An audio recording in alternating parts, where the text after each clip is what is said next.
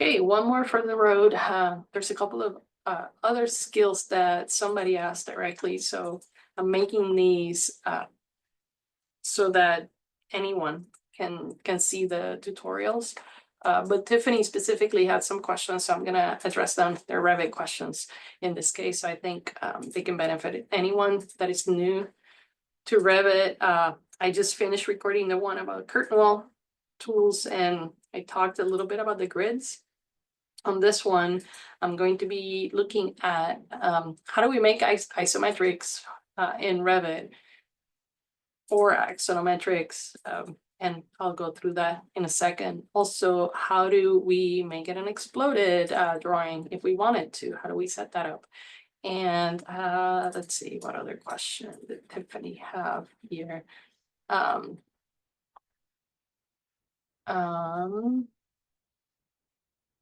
so Axon, I already covered your first question in the previous recording, Tiffany. It's about mullions and how to get him to stretch him and create, different extrusions for a facade potentially.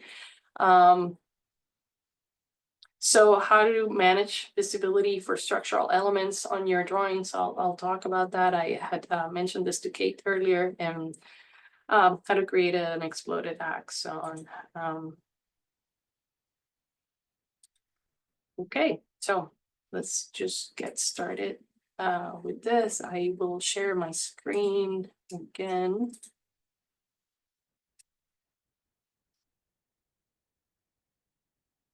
You should be seeing the same project that I've been using. It's this kind of test project that I've been making and working on. I just finished showing how I created this facade, and now I just turned the shadows back on so that you can see that. This thing that you see back in here, that's my elevator.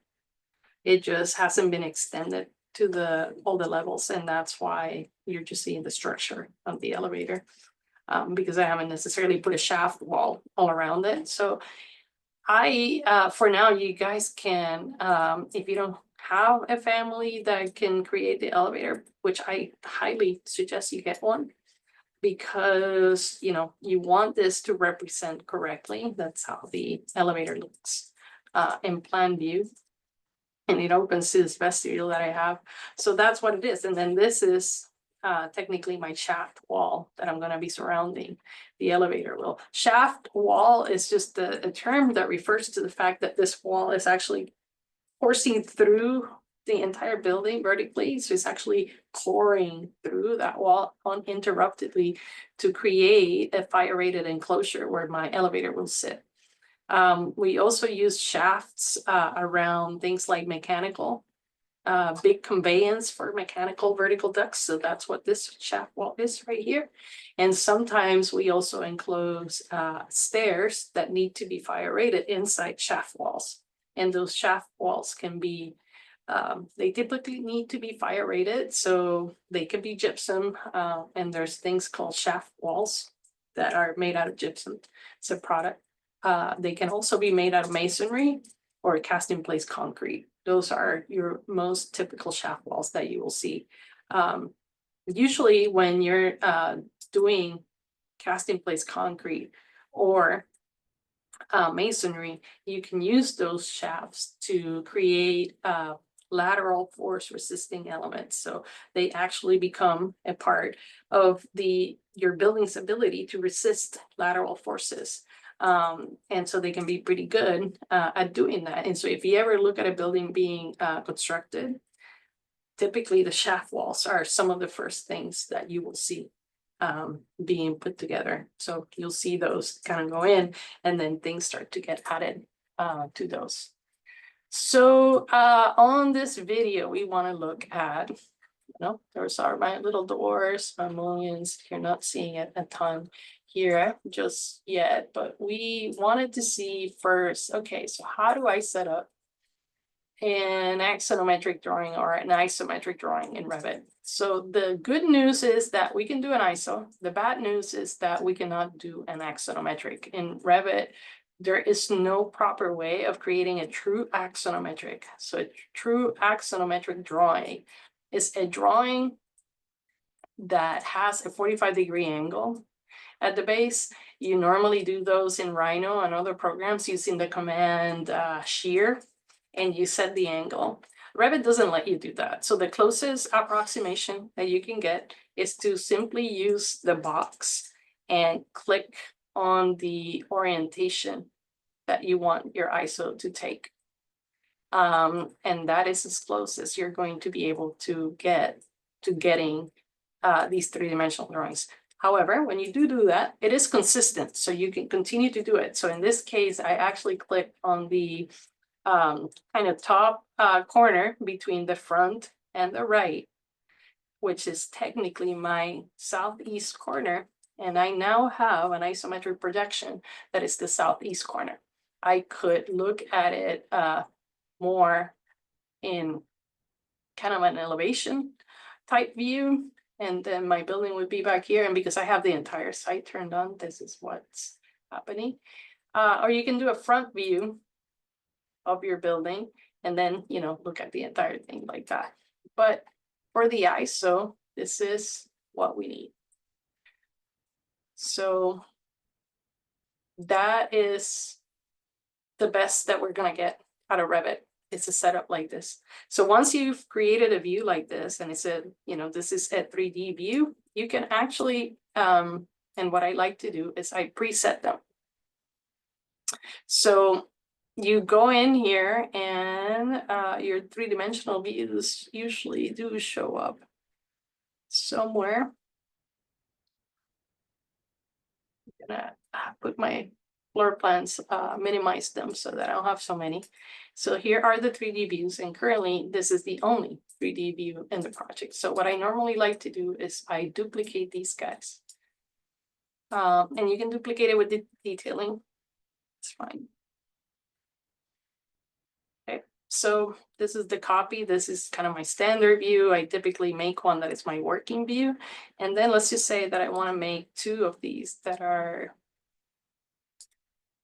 looking at it from two different directions. So make myself two.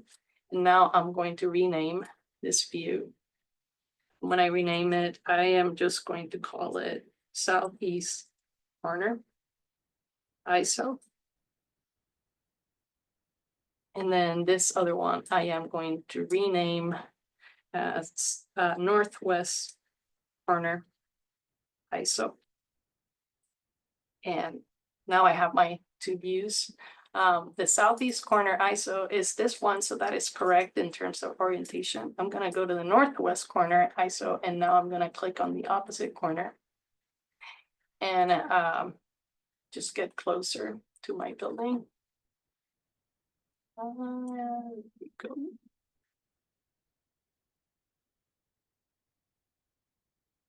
And so that's it. So you can see that the views are actually scaled, which is good because you want them to be the same scale. And you can now actually crop these just like you would any other view, and you can put it on a sheet. So that's usually what you would do once their views are created.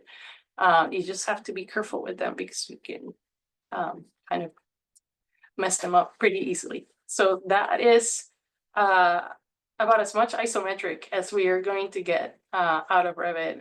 No true axons, but these views. Now these can be done, and then so for example, now I'll go to a sheet and try to see if we can do this. Let's see. We'll make a new one. So make myself a new sheet, and I have this 30 by 42. Beautiful Autodesk. Maybe I already made the other one. Did I make another one? Oh, I have the Art 502. Okay, 24 by 36. Good. So normally what I do is I grab this and I see how crazy is the size relative to what I have. I just drop it in there. See. And, you know, not surprisingly, it is huge. So what we're going to do, we're going to activate that view. And I am now going to crop it we need to crop this view.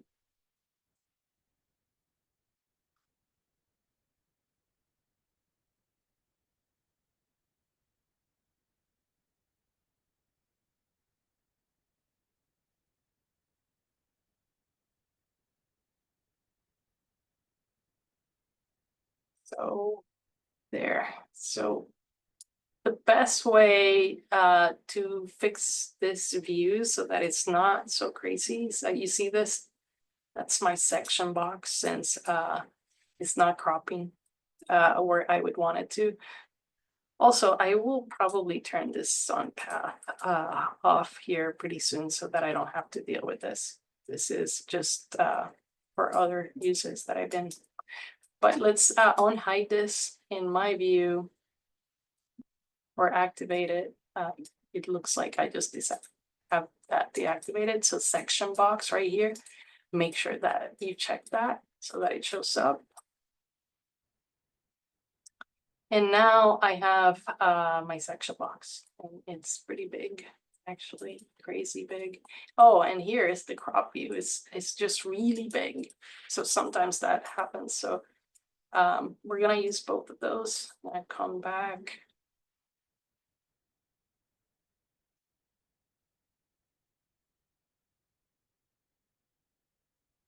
Adjust that.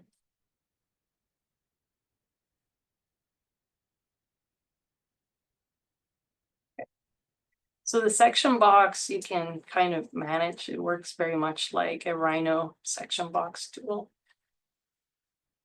And you can kind of see I can cut through the site pretty easily. So this just takes a little time, but you get it right, just right, so that you can approximate the area of the building where we need to be. And in this case, kind of looks like I'm cropping it. I need to find my way to where it is.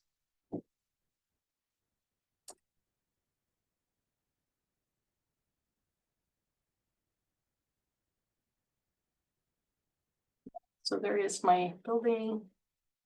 So now I can crop further up. I go there. And the more you crop, the easier it is usually to move your building. So you want to do that.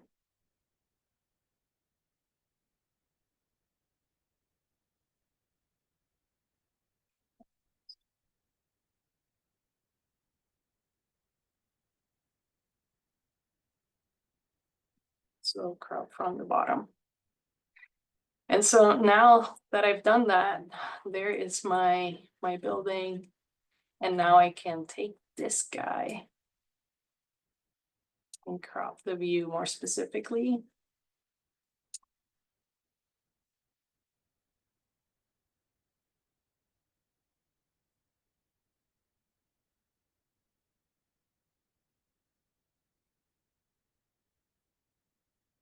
And we will deactivate that view now. So all of these elements, they're just part of the annotation, and it's part of that sun path that I have on. Not gonna worry too much about it. I'm just gonna try and put that on top of my sheet so that I understand like what kind of size I need for my view. So I'm activating this again. And I am not necessarily gonna be able to show that rear, the building in the back. I want to focus more on my building. I get the, yeah, so that's about right. You know, with a little bit plus or minus right there. Okay. Same thing here. The other thing that is very, you know, not necessarily something that I want to be seeing the whole time as I'm dealing with this 3D view is the levels. So I don't want to see those. And so that will help me answer another question from Tiffany's email, which is like, how do I manage the visibility of elements in my view? So now that I've gone through all of this trouble, you know, I didn't anticipate that the view would be so expansive. So what I would do now, I would finish editing this and get my box where I want it. And I would delete this one that I made because it's just not gonna be edited the way that I have done this one. And then just simply copy this one so that then you can edit the other one. And that will eliminate some of that work that we just did. So once you have this, we can kind of move the view into place, right? Now this view is at 1/8 of an inch and it might be too big for the ISO. So I'm just going to go in here and we're going to change the scale to something a little bit just smaller. I'm gonna go to 1/32 for right now, partly because what I want is to be able to. So sometimes the simplest thing for these annotation things to go, because they're kind of like, they get in the way. I go in here and you can turn on an annotation crop. And depending on where the annotation crop is, you can stretch that one. I'm not seeing it, so it's probably, again, super big and something that I would have to find. But it is there, and that's kind of like the way that you can also help yourself get some of those things out of the way. But now that I have this at generally the right scale for doing an exploded axonometric, you can see it's a lot smaller. I got the crop, the view, so everything is in here so that we can make that. When you're doing this, I highly recommend turning your shadows off on the view so that it's not really. So we're going to turn the sound path off, and we're also going to turn those shadows off. And I'm going to make this crop a little tidier. I have my little box, my section box, and my crop. Okay, so I'm deactivating that view, and now I can just kind of move it to wherever I need.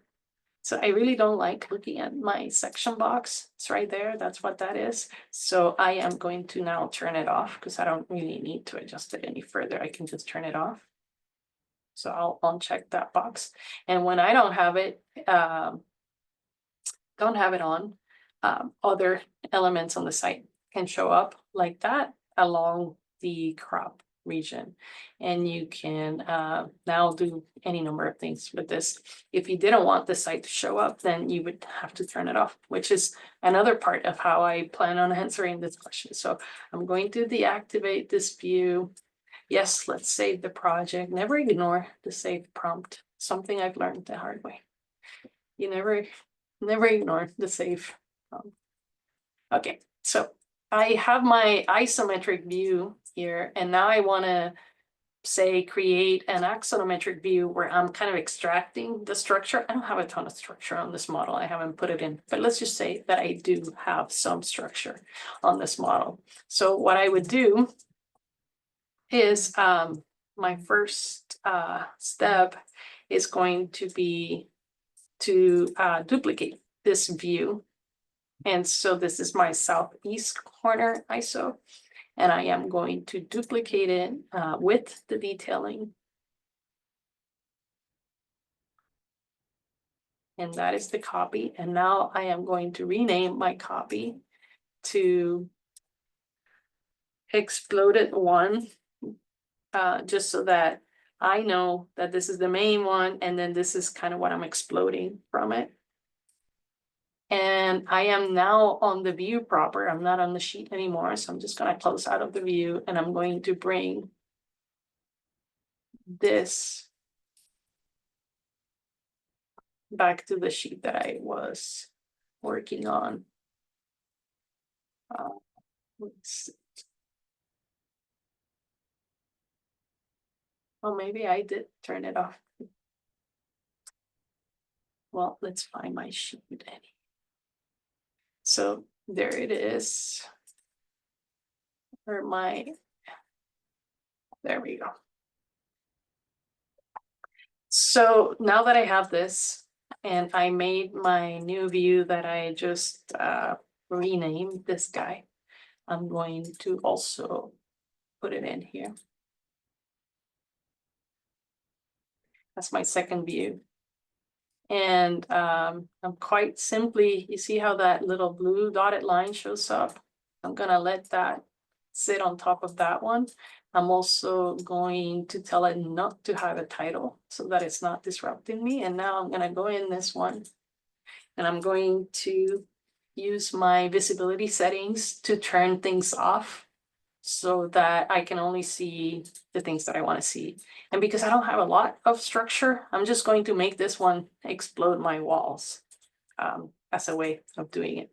So in Revit, the visibility graphics command is the way that you want to turn categories on or off. So this is your best place to manage the visibility settings for any of the views. So you always want to use this because it's kind of nice and organized as opposed to hiding things by right-clicking and hiding in view, which you can still use, but I recommend that you try it to do the visibility settings for most views. That way you will get more consistent results. You can also alter how elements look in here pretty easily.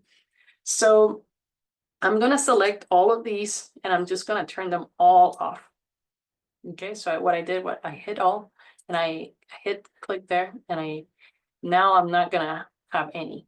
And I'm gonna go down to where my walls are. I simply entered the W for walls and it just Revit will scroll you fast to walls. And then I'm gonna check the walls box. And that is the only thing that I'm checking in here.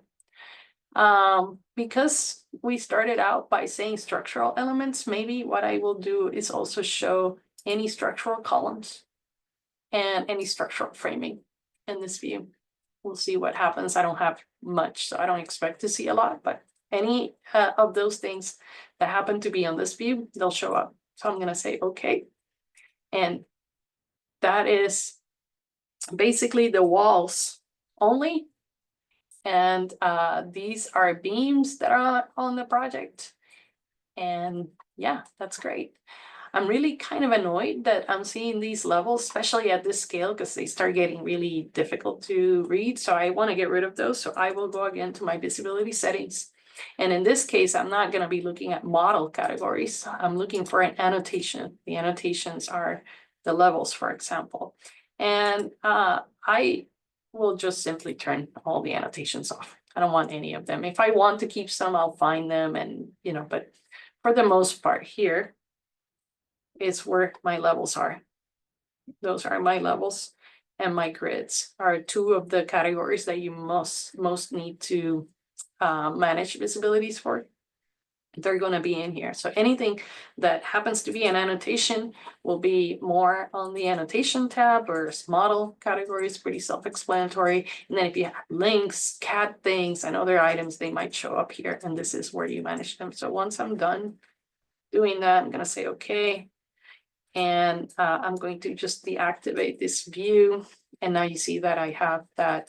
I'm also going to remove the level and the annotation category for this. Say, oh, not apply. Say, okay. So we're not gonna have any annotations on this view. That way it's kind of simpler and more pure view so that I can do my exploded isometric. And frankly, I'm not necessarily loving seeing the site the way that it is, but that's something that we can deal with later. But you can always come in here and hide the site, topography, any elements that are in here. Like they can all be hidden within this. I'm gonna cancel that. And so finally, The other thing that we don't want is to show this crop region. So I'm just turning it off. So I just did it there, and I want to turn it off for this box as well. No crop region. And then the last thing that you may want to do, because this is an exploded axonometric, you may want to enhance it by showing the lines that kind of connect this exploded portion to the bottom portion. And you can make as many of these layers as you want. This is like my quick little tutorial on how to do this. So if you want to explode walls, columns, in different layers, have at it. Just simply keep copying and make sure that it will fit on your sheet. So once I have all of that, I will go to more of a drafting mode. So I'm going to use, in the annotate tab, you will find detail lines. The command for detail line is DL. I use them all the time. So I'm going to type in DL. I don't want thin lines because this is an exploded axonometric. What I want is probably my hidden lines. And some of these are green, but these are the default ones, by the way. You can make more of it. These tend to be pretty useful.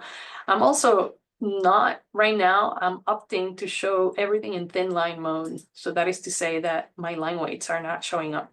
If I toggle here, I can show line weights, but so let's go ahead and pick a line. I'm gonna go with hidden lines. And I am simply going to draft my hidden lines like so. It's not going to snap, unfortunately, because I am quite literally drafting on the paper right now. I am drafting on paper. I'm not drafting on top of my model. So, but that is usually how we show this thing exploding. So it's kind of an enhancement that we can make. And sometimes I just go by very quickly, do that, right? And then I hit escape. I can kind of get rid of that. And that looks like an exploded axon. And now I can start thinking about maybe I want it to get closer. Yeah, it can get closer so that I can make more layers. Maybe I want all the walls that are here, or perhaps the ones here, either one, right? I can activate my view, and then I'm gonna go VV. And I realized that, I only have walls turned on. So I go down to my walls and I get to actually control the way my walls show up here pretty easily. So I can make them be kind of transparent if I want.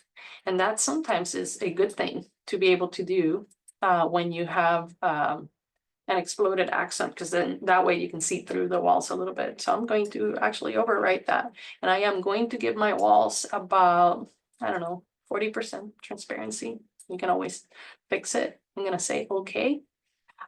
You may also want for your walls to be in halftone, or you can actually make them look a different color. I do that all the time. But for right now, your lines, you can overwrite them if you want and make them a different color. Sometimes we want to have some fun with that. And we say that, we make them blue. And you can always clear the overwrites pretty easily. But that's just some things to do to enhance the appearance of these drawings. And then once I'm done, I'm going to hit OK. And here is what my drawing looks like now. I'm going to deactivate that view. And it's actually super cool because now I have these blue ghosty walls that are floating that I just exploded from my main model. And it didn't really take that long. And so now the last thing that I would probably need to do is make sure that these little hidden lines that I made are a little bit more precisely associated to the element that I am trying to explode from.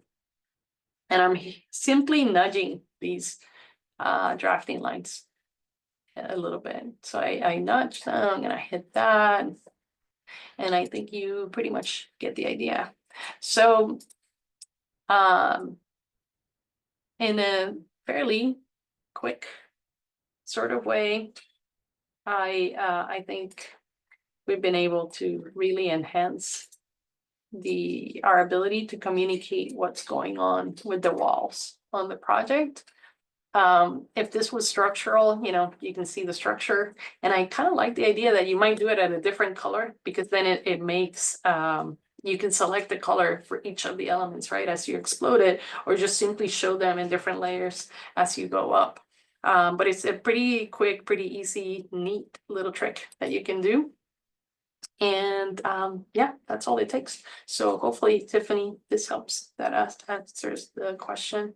I'm going to see if there was something else that I missed. I think I answered most of the questions. So the one about the mullions was answered in the video before. This one about the axonometric or the isometric is what we're talking about right here.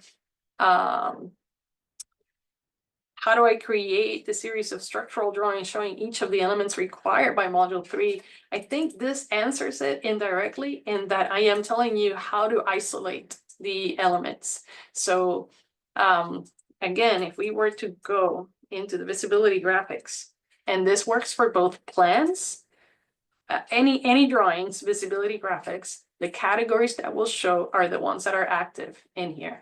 So if I wanted to show just structural elements, you would go in here into the framing and just show structural framing, structural columns. You can always isolate any elements to show up in any of the views. And so that hopefully answers that question. And then part 3, how to do it in an exploded axon. Well, this is, my sort of way of doing exploded ISOs in Revit. It's done with my not so developed model that I have for the test, but I think everybody gets the picture. And then surrounding context. I think anything that has to do with the site, we have to talk about it a little bit more, but you can kind of see what this is doing. I think it's a good method. If you again, want to do other elements, you can even explode sideways, right? Like you can take things and just push them out to the side. And you can even do pretty awesome section perspectives using Revit, and very much from these 3D views that we can set up. I'll do another tutorial for that. But for now, I think this covers everything that Tiffany asked, and I hope it's helpful to everybody else. So happy working, everyone.